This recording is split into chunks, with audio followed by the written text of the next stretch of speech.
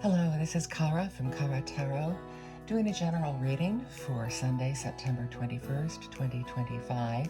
And as promised, I am once again revisiting a VR to Rumor Haven. Hashtag Seance Circle Spread.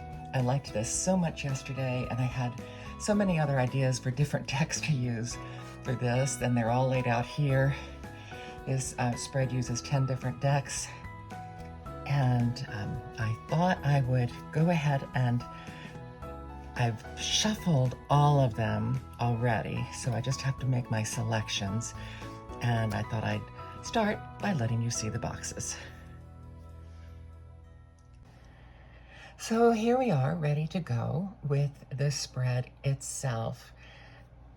If you want a long explanation of the spread, I suggest you go and watch her original video, which I will have linked. And you can also just click on the hashtag, either her name or the Seance Circle Spread, and it will take you there. So the idea is that the cards are laid out with any and all of the elements that might be included in a seance.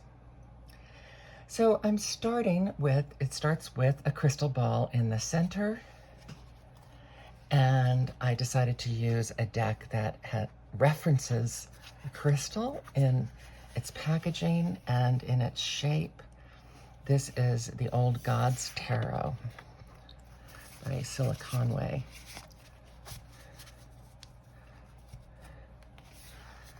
So that is the center of our spread. Let me make sure I've got it right side up. Okay.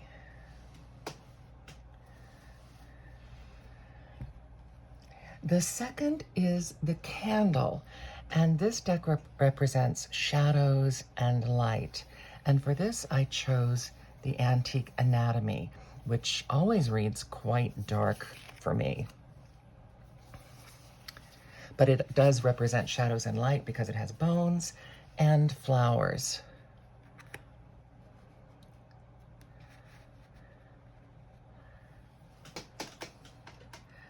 The next card goes here, so let me move these. That space is for an object, and I thought, what better for an object space than a deck of things that actually represents objects? This is the crystal deck. And I think I'm just going to cut. Okay.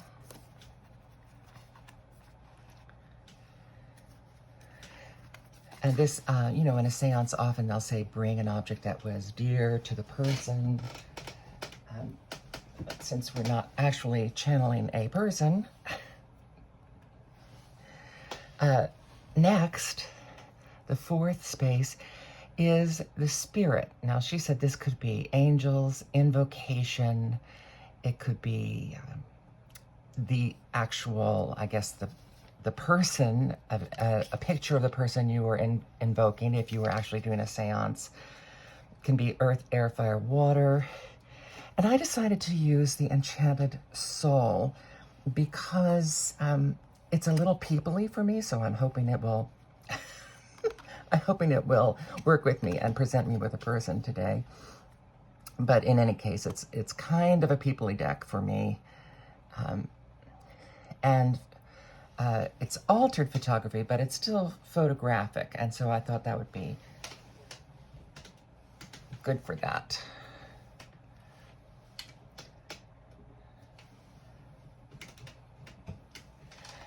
Next is channeling, and she said specifically a deck that requires you to use your intuition, and what better than the Dream Dust Shamanic Tarot. Very, very abstract.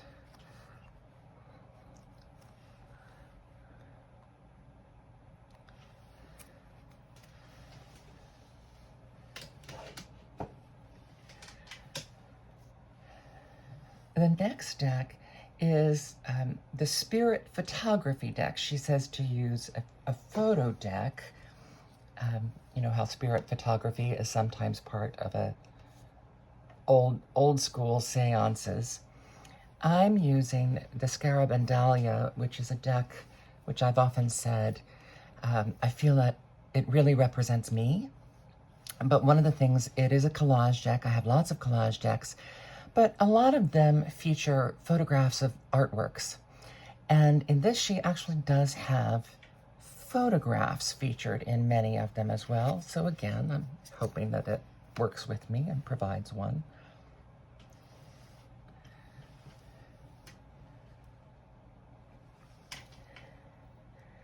Next is the Materialization, and she says this is a haunting deck.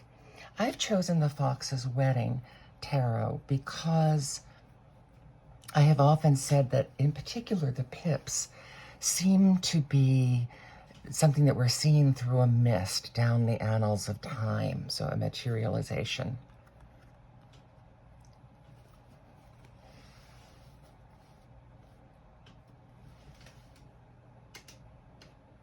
The next deck she's calling the Poltergeist deck, and I chose and it's a trickster deck.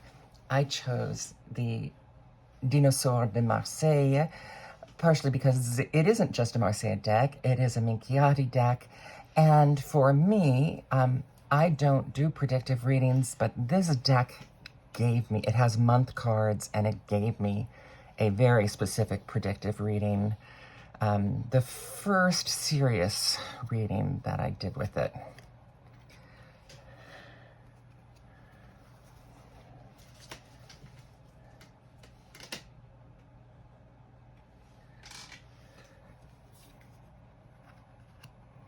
I said, I don't care what you want, this is what I want to do. So the Collective Hallucination deck is a deck that, she said this would be a FOMO deck, a deck that you got from FOMO. I don't know if this was entirely FOMO. I'm using the Spirit Keepers for this. And it's a deck, Spirit Keepers Revelation, so it's the third version. I wasn't interested in the first two because I don't like black and white decks and they seemed a little busy to me. But this deck has so much color that it appealed to me more. Also, I so admire Benabel Wen, I just wanted to support her work. And so I was able to get in on this third version.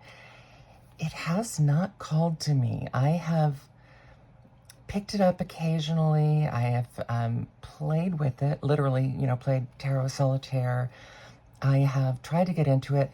I'm in the process of watching the wonderful in-depth series that Tammy Pie has on the Spirit Keepers Revelation. I haven't bought the big books because that's a huge investment if it's a deck that's not going to call to me, and I'm just not going to feel that it's really for me. So my jury's still kind of out, but something like this is a way that I can start using it and get a sense still. I'm still, mainly because it just has, other decks really do call me and say, okay, you haven't used me yet, it's time. This one's been sitting there, so 2 years now, almost.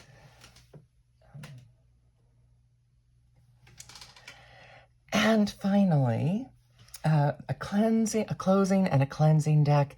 This is supposed to be a deck that is light and positive and fun. Now, this deck isn't always light, but it's so bright and fun. This is the Craft Felt Tarot. I just worked with this last week. I love this deck. Love it, love it, love it. Because it's so true to Rider-Waite-Smith. There's another felt deck, but I feel like that one's a little busy. I do tend to like more clear imagery. Not always, obviously, not always. Okay, so that's the setup. I'll run through that again. It's the crystal ball, the candle, the object, the spirit. This is more like a protective spirit, or this person that's being called. channeling, spirit photography, materialization, poltergeist, collective hallucination, and the closing or cleansing deck.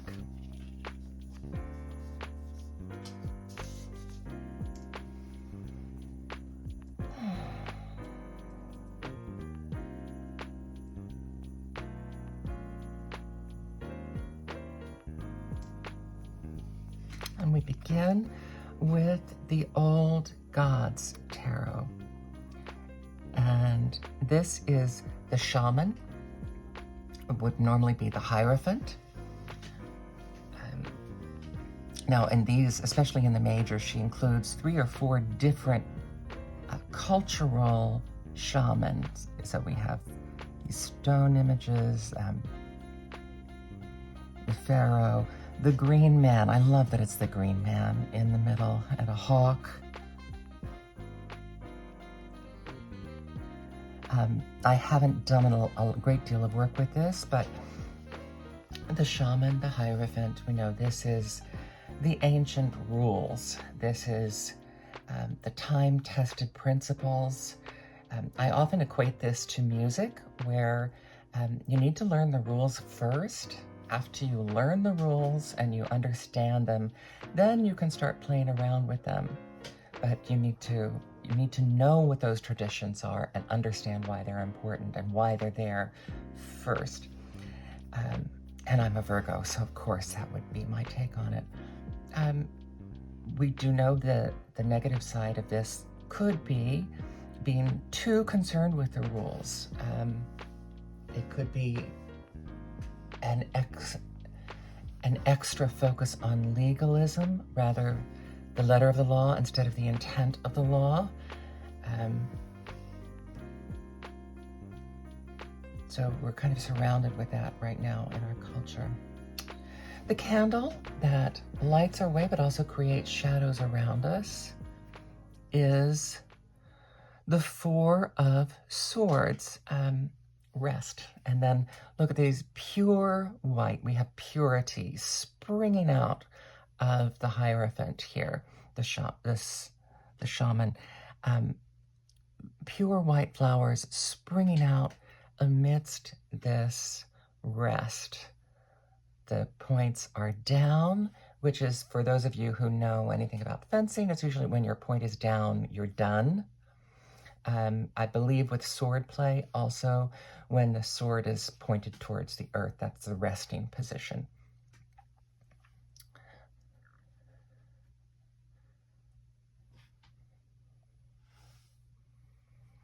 So the third is the object, a charm, a crystal, etc., an object that belonged to a person if you were actually doing a seance. And this is sodalite. And it's written on blue, so I'm struggling with it a little bit. It's known as the poor man's lapis, is a salty, deep blue, speckled and striated and white calcite inclusions.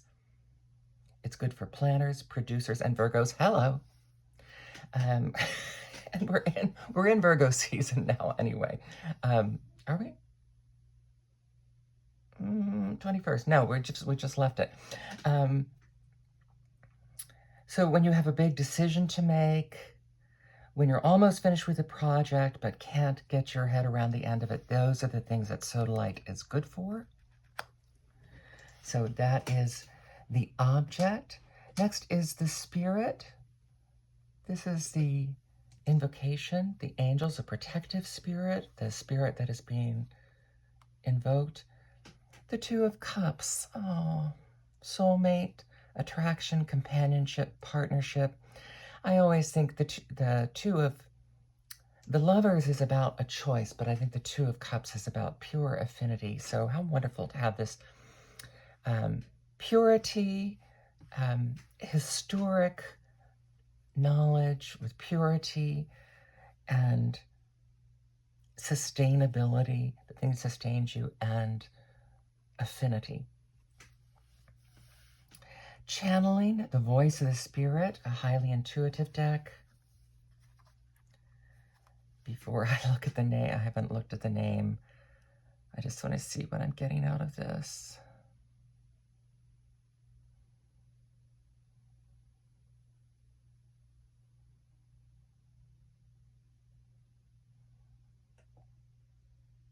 I see a group of people kind of having a ritual in front of a mountain. Oh my goodness, it's the Hierophant again. The Wisdom Keeper in this deck. The belief systems that you live by, channeling societies, beliefs, and living by your own set of rules. And right away, what I saw in this, as I said, was a group of people. And it's funny, the reason I got a ritual is because they looked very static to me.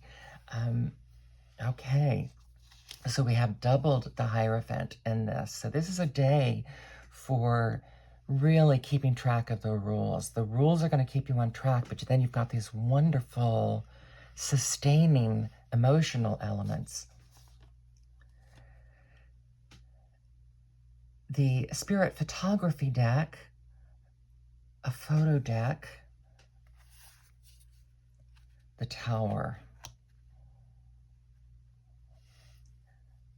And so that is, since we are the Tower, this is possibly a spiritual attack, something cataclysmic. The Tower built on incredibly solid rock, like this mountain here, like the Sphinx here, incredibly solid, and yet bursting from within and struck from without.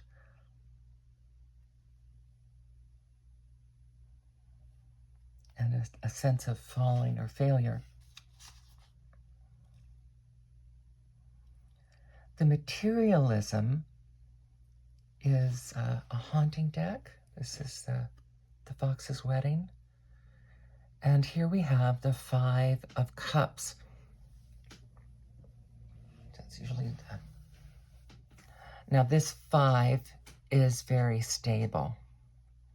Notice we have, it's stacked, but we have sturdy legs. And even if you turn it upside down, you still have sturdy legs for this 5.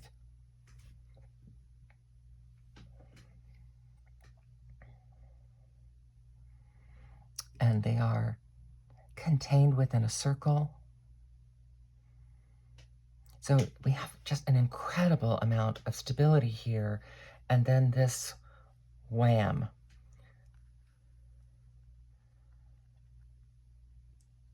Shiny and really kind of lusciously curved.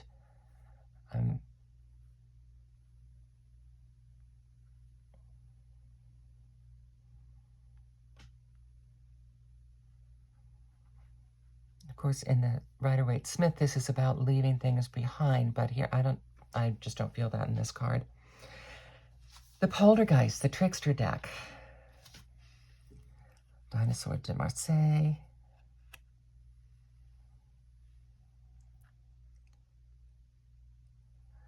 Le Sauté de la Foi, and I'm going to have to look that up. Oh, this is one of the virtues. This is the Faith card. The young Eudomorphodon's first flight is truly a leap of faith. So a leap of faith, that would be the Sauté de la Foi, the jump of faith.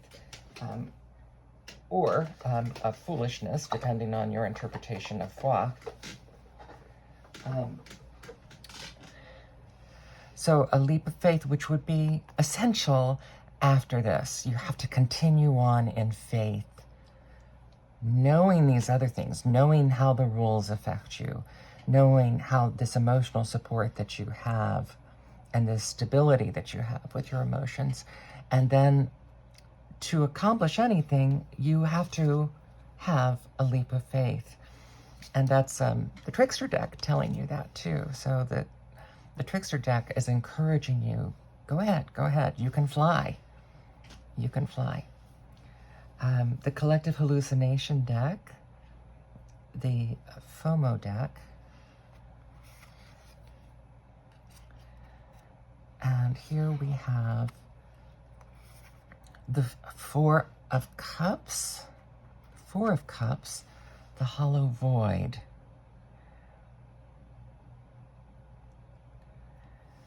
And this can be either about, I'm not looking up her definition, she has the Cancer sign here and the moon.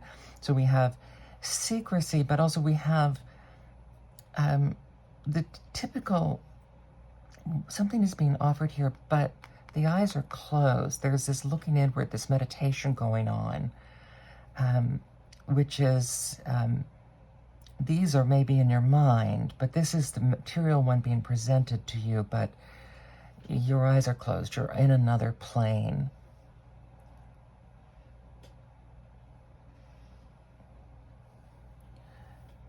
So, and if you were part of a collective hallucination, you could be said to be in another plane.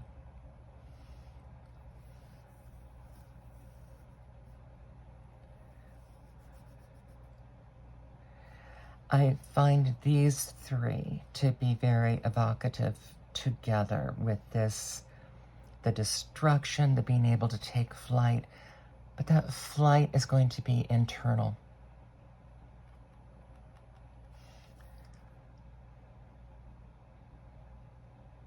The place where you take flight and do the work is going to be mostly internal, and this rest is going to help you with that. And finally, your closing or cleansing deck, your uplifting deck, is the Craft Felt Tarot. The Ace of Pentacles. I'm inserting this here because the Craft Felt Tarot comes with a book of haiku, and I wanted to include the haiku for this card, the Ace of Pentacles. Open garden door, seed of opportunity, glitters with promise.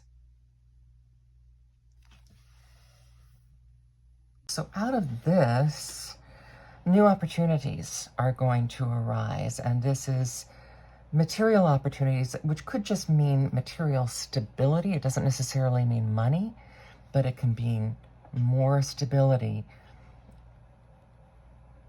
So, but you will have to get through some kind of a crash and be willing to continue stepping out in faith and doing that with your best, your deepest intuition, with the knowledge of the rituals and the knowledge of the emotional support that you have.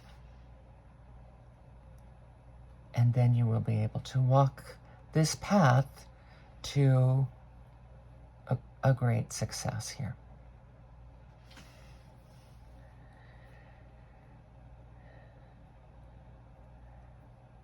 So let's go through and look a bit at colors. We have kind of a dark swath here.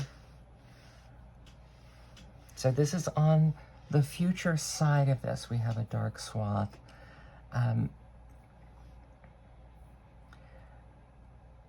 We have past and present positions.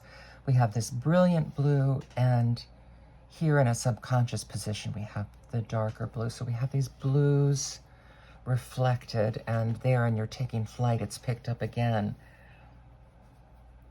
And here too, somewhat more muted here. Interesting that here we go from this deep blue into a brighter blue, but then the brightest is here.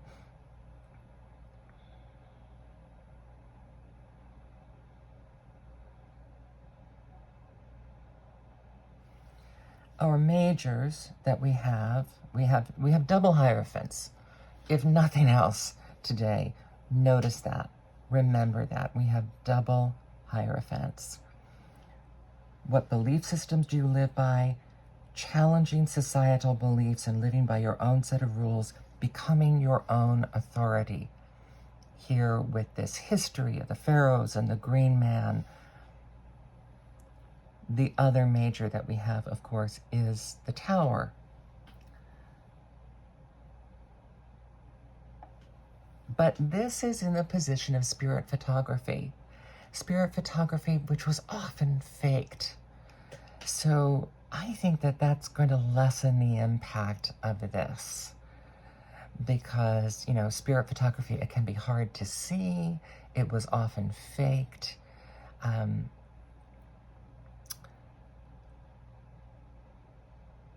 it was often done as a projection too. So you may be projecting this failure instead of taking the flight. And that's where your centering is going to come in again. And this is a major in this deck. The virtues are majors. So this reassurance to go ahead and take flight, that you have the wings to fly.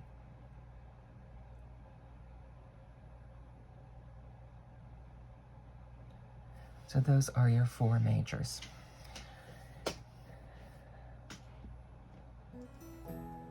I hope this had meaning for you today, and it's something that you can apply. And once again, thanks to Rumor Haven for this great spread. As I said, this is the 2nd time that I've done a VR on this spread because I just like to spread so much. And I will probably keep using this spread, but as I said before, I might do one more with different decks because I have other ideas of which decks to use. But if not, I will be using this spread just for readings as we continue on towards Halloween. This is Kara from Kara Tarot. Have a day of understanding the rules and making your own. Thank you.